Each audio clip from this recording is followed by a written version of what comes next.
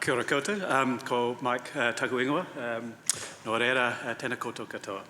I'm in a little bit of an in-between phase. I'm coming from the cooperative sector, and I'm going to talk a little bit today around the cooperative's role in the value chain, well known in the primary sector. Probably many of you are members of cooperatives, but it's worthwhile reminding us why we are, and possibly for those who aren't, what the model can offer. So currently I'm chair of the Cooperative Business Association. It's the peak body for the model. I chair the New Zealand Blackcurrant Cooperative, all South Island growers.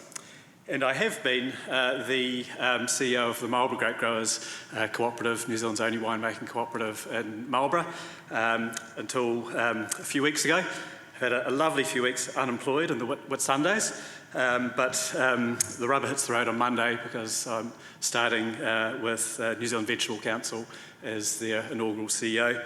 Really looking forward to that, and moving from booze. You know, the world has enough, New Zealand has enough booze, the world has enough booze, but healthy food, healthy people, healthy communities. And then hopefully with the right policy settings and some market wins, we have healthy businesses as well. But anyway, I'm not an academic, I'm not an expert, but here's a bit about the cooperative model. And just to start off, I'll just play a short advertisement for the model. Last year was the International Year of Cooperatives. So a worldwide celebration, and we're also celebrating 150 years of co-ops in New Zealand as well. So we did a report on the sector or the model and released that at Parliament about this time last year, and this was the video that we produced. More than 150 years, cooperatives and mutuals have been quietly shaping the economy and communities of Aotearoa, New Zealand. They're among our most enduring businesses and our most trusted brands. So, what makes them different? Unlike conventional companies, co-ops are owned by the people who use them: customers, producers, employees, and members. That means profits don't disappear offshore. Instead, they're returned to members, reinvested locally, and used to build long-term resilience. Research shows co-ops endure almost 5 times longer than the average company. That staying power allows them to reinvest across generations, pass down expertise, and make credible commitments to sustainability. And they punch well above their weight. The head offices of the top 30 alone contribute 51 billion in revenue and employ around 1.5% of New Zealand's workforce. And that's not counting the thousands more working in stores, farms, orchards, and service depots connected to them. From builders to grocers, to plumbers, GPs, photographers, farmers and growers, co-ops are the backbone that give thousands of professionals, tradies and family-owned businesses the collective strength to compete, succeed and stay locally owned. Mutual banks and insurers, owned by everyday New Zealanders, offer fairer, member-focused alternatives to big corporates. Plus, when floods, cyclones or crises strike, they stand shoulder to shoulder with communities to help them recover. Small in number, but big in impact. Cooperatives and mutuals are living proof that business can serve both prosperity and community today, tomorrow, and for the next 150 years.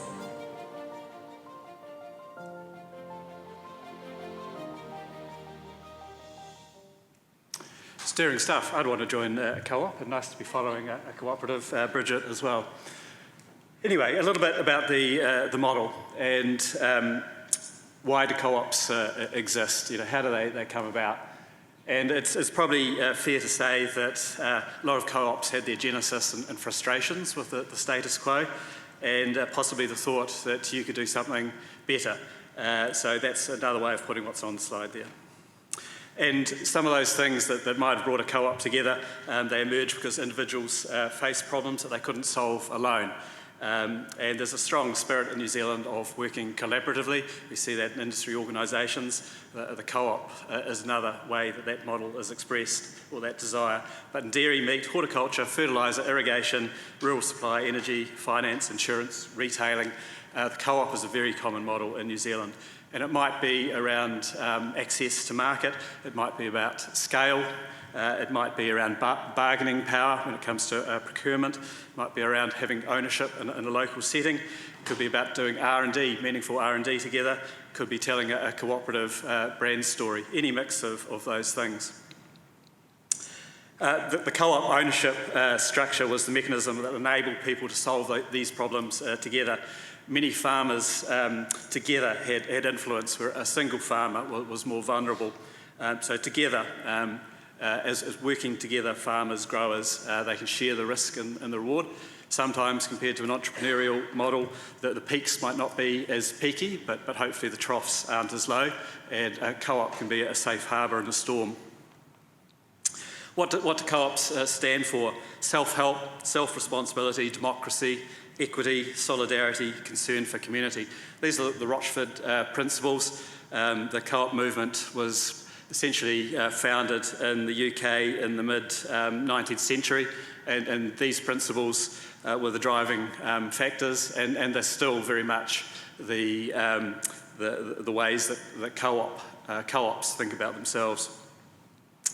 And I just wanted to throw out a few more facts. The video had a few around the co-op economy that most people don't see. So the global top 300 co-ops and mutuals have combined revenue of almost 3 trillion USD. So that's 3 to 4 Elons. I think I know which team I'd rather play on. And co-ops and mutuals form the largest democratic business network in the world. More than 12% of humanity are members of at least one of the world's 3 million co-ops. And in New Zealand, is it moving? Yep. In New Zealand, we have over 300 co-ops, mutuals, friendly societies, credit unions, and that's only in a country of 5 million people. The top 30 co-ops, as we've heard, generate revenue equivalent to almost 13% of our GDP. That's huge, you know, when you think about it. Obviously, we have some very large players like Fonterra, but we actually scanned the whole range of the economy and the size of our businesses. Those 30 co-ops directly employ close to 50,000 people. We're a much more cooperativized society than Australia, so the Australian equivalent is around 1% of their GDP, I guess, you know, the mining economy. But it does say something about the way that Kiwis want to work. They want to work together, they want to work collaboratively, and the co-op model fits them like a glove. But why do co-ops endure? And this is where, you know, some of the facts get really interesting. The New Zealand primary industry is built on a system of collective action. That's how we've traditionally worked together. We share things, we share intel over the fence, we share bits of gear, and if we're not happy about something, then we'll try and do something about it, and we try and do something about it with our colleagues and our neighbours. So when more people own a part of the value created, communities become stronger, businesses become more resilient, and prosperity becomes more widely spread. In New Zealand, co-ops and mutuals live almost 5 times longer than other forms of companies. And so that's a really interesting fact to reflect on, and you won't be able to read everything in this graph, but the dotted line is a conventional limited company structure. All the solid lines are the various forms of cooperative structure, and you can see there the left-hand axis is the survivability, and then the number of years on the horizontal axis, and you can see sort of how much longer co-ops endure. And for that reason, they have very intergenerational views. I've also worked for a Māori incorporation, and I find the co-op world very familiar in that way. You can think in terms of longer horizons. It's not immediate profit, but you're always doing the right things for the next generation. And then maybe a final sort of concluding statement about that is far less value is drifting offshore in a co-op model as well. So we know that co-ops and mutuals endure. They directly recycle value back into people, place, and productive capability. Lots of good things. But what threatens them? So let's replace that question or reframe, is the cooperative model relevant? Sometimes people think, oh no, that's a model that somehow fitted the past, our grandparents' world. But let's reframe that as to what problems are you helping people solve? And if you stop solving those important problems, relevance disappears regardless of the ownership structure. But if you continue solving important problems together, the relevance remains. And that together thing is the piece about co-ops. You can actually work very creatively, collaboratively together to solve those problems. And research consistently shows that co-op identity is strongest when members feel emotionally linked to purpose and community, not just economic benefit. So rather than being the model of our grandparents, it actually speaks to the Gen Z of today who want to be linked to the purpose of your organisation. They want to know that ownership is sound and that profits are staying local and that your organisation is a strong part of a strong community. Successful co-ops build both economic and social connections with members. So it's a multi-webbed framework. Both cohesion, the strength of the organisation itself, and adhesion, the strength of member attachment, are essential. So very much a two-way street. You need both those conditions for a successful co-op.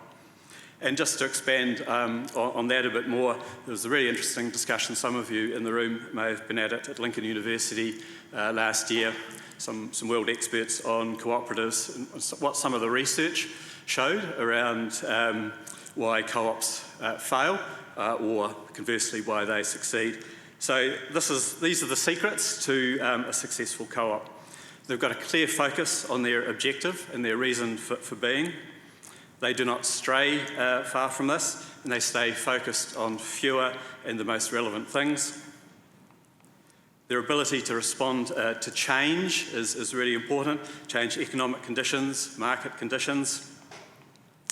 They work effectively with the bandwidth and the resources they have. And they don't lose focus on being a co-op.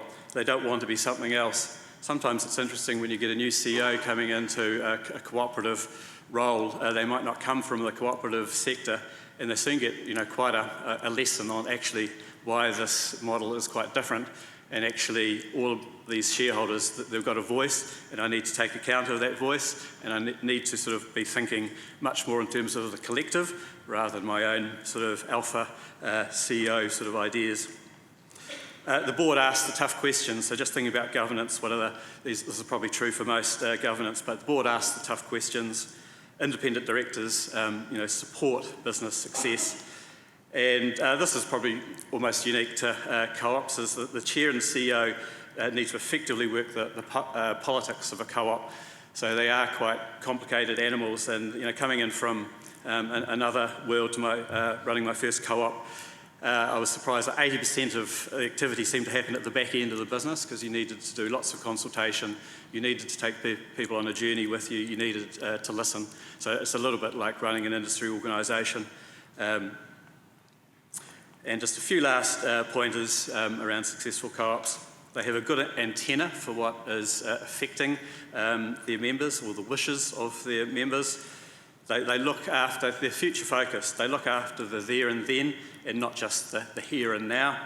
And similarly, they're not so focused on X, they don't see Y. And we've heard some of those warnings today about the watch outs. And you can't take all opportunities, but if you take none, you won't grow. You have to continue to evolve and remain somewhat entrepreneurial. But projects have to fit within your strategy, so it's not just running off the next shiny thing. But in terms of where you might get a little bit entrepreneurial, sometimes that happens in a subsidiary where you can really let rip, and that's harnessing the advantage of working with some outside partners. And then there's a piece in co-ops around capital that's always a bit hard to navigate.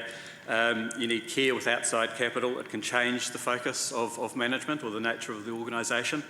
And this is one we all wrestle with in the co-op world. Having sufficient retained earnings that don't lurch from one debt crisis to the other. And how do you capitalise the company? How do you grow that tension with actually optimising your farm gate price? And so that's where you need quite a sophisticated discussion with your shareholders around how much capital to retain and how best to use it, and try and think with the long term for the next generation. And in doing this presentation, I was given a lot of help by our CEO, Auckland-based Sire Warlick. So that's cooperatives.